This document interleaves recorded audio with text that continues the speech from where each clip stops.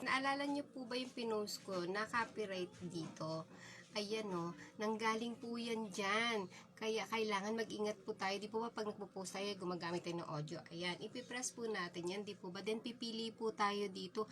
Dyan po nanggaling yan sa Facebook na pinagpipilian natin na sounds. Ayan, ang dami kong copyright yan, no? Ayan.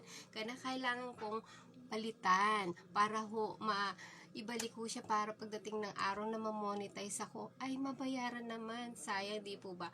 Sinubukan ko siyang palitan na nakikiramdam ako kung hindi na siya makaka-copyright uli. Sayang ho kasi pag just in case na wala ho talagang kapag-asa, i-delete ko talaga siya. Kasi wala rin yung silbi yan. Makakasira lang po sa ating account yan. Kaya mas mainam, for sure, may nag-advise sa akin, ay huwag na ho raw kumuha dyan para kasigurado sa Facebook content creator tayo, kumuha sa Google. Ayun o, di ho ba? Mabaguhan ho tayo. Ayan ang madalas natin ginagawa. Kaya mag-ingat po tayo.